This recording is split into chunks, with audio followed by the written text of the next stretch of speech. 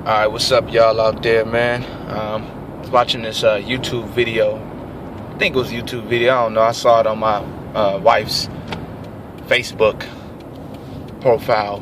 But some guy on there, man, talking about why white people don't acknowledge racism or don't stand against racism. And he has some valid points in there, but I kind of want to remix what he's talking about because I just didn't feel a lot of what he was talking about was true. First of all, his main thing was that white people run the world. That's kind of like his undertone. He was saying something about how if anybody speak up against racism, they get punished, whether they be white, black, because white people run the world, pretty much. Something to that effect. That was, kind of a paraphrase. It wasn't an exact quote. But anyway, maybe some of y'all have seen this, but first of all, I want to say we missing the point here, y'all. White people don't need to talk about racism. First and foremost, because a lot of them ain't even too particularly concerned with racism. They concerned with building businesses and getting college degrees and acquiring real estate and things like that. Racism is kind of like, it's not surface anymore. It's just it's kind of like it's burrowed deep and rooted deep into this country and pretty much the world. Not just here, y'all, it's the world. What people fail to realize is that racism is a concept, and you cannot kill concepts. They don't die. So I think for the most part, people shouldn't be focused on why an individual, I'm not going to even say white, but why an individual is not talking about racism or trying to stand against racism. I think for the most part that you cannot kill racism, but what you can choose to do is you can choose to acknowledge that it exists and deal with it the way you deal with it best. Like Rene Descartes, I think his name is Descartes or Descartes. He said, "I think, therefore I am." I think he was actually on to something when he said that, because a lot of how we operate in life, it depends on what we believe.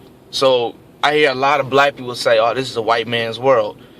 I choose not to believe that this is a white man's world. I choose to believe that, even though it's not, I'm not saying this on even grounds, but I choose to believe that I can create the world the way I see fit for me and my kids and my wife. It's just going to take hard work, dedication, and perseverance. Like right now, I own a business and I still work. I'm building my business right now. I still work. But anyway, no white man came and said, "You got to go through me to own this business," or "You got to go through me to do this. You got to go through me to do that. You can't do this. You can't." Nobody came and told me that. And I choose to believe that if somebody else acquired it, then why can't I?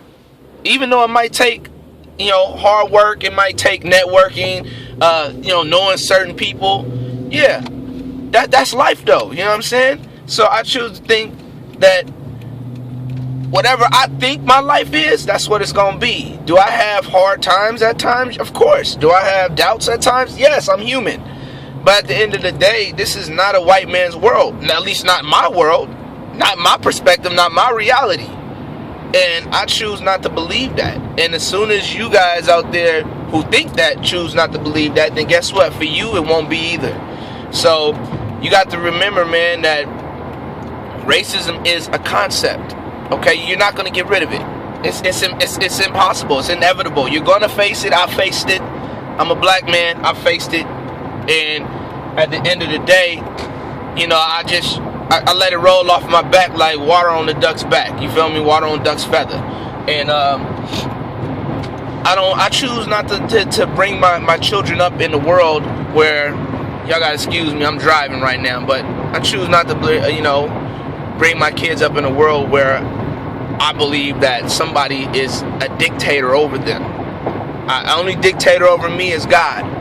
And I'm sorry, but I don't know no white man to be God.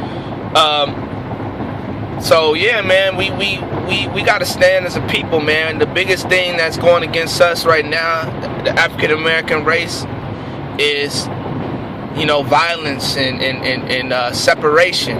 I mean, even though today we're free, we're enslaved mentally because we choose to see each other as opponents as opposed to brothers or sisters. You know what I'm saying? You got a lot of dudes out there calling they women bitches and hoes and thoughts and all that, man. You got to understand that that type of stuff, yeah, okay, she might be a thought, but instead of calling her a thought, why don't you try to explain to her a better way, or try to explain to her what type of woman that you would be interested in? And then, you know, you perpetuate that thoughtism by messing with a girl that's a thought, and then turn around and calling her a thought.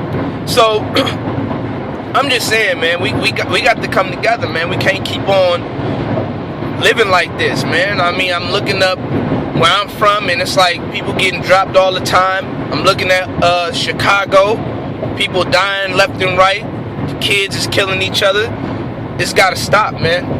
For real, you gotta stop thinking this is a white man's world. Guess what? The white man wants you to believe that it's his world. There's a lot of white people out there who are racist, and they want you to believe that this is my world.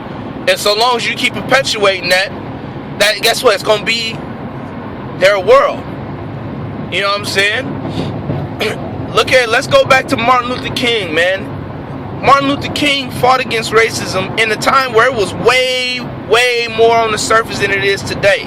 I mean, these people was getting hit with fire hoses, hydrants.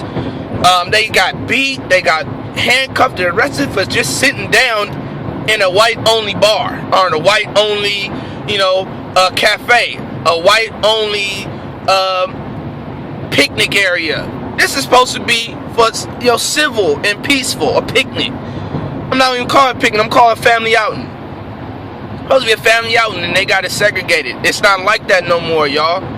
You didn't have to go through that, so you don't have to go through that, man. Don't believe the hype that this is a white man's world. It's not, man. It's a world that God created, and it's whatever you want to make it to be, man. God gave you free will, choice. Alright, so you got to choose the right path, man. You got to choose the right decisions. And if you choose to see this as your world and how you want to shape it under the guidelines and things of the law, I'm talking about God's law, you know, then you'll be able to thrive and survive in this world without having to have so much disgruntled situations and negativism in the world, man. Y'all gotta wake up. I'm just saying, man, it's like, you know, 6:30 right now, man, but y'all still asleep. And I mean that physically and mentally, man. Y'all gotta wake up, man. Somebody's gotta be enlightened. Somebody gotta stand in the gap and decide how they want to view their world and their life. You can't just wake up with no destination, folks. I'm saying, you know what I'm saying? We gotta start trying to acquire things for our children, acquire things. And I'm not talking about getting out there and selling dope and all that, man. That's not what I'm talking about. I'm talking about actually trying to go to school and do something positive for a change, build something. So, man, it's Mr. Conscious Creation, man, and let y'all go on this note, man. I got one love for all y'all, the whole world. And man, yeah, man, good morning, man. Have a blessed day and productive day at that. All right, one.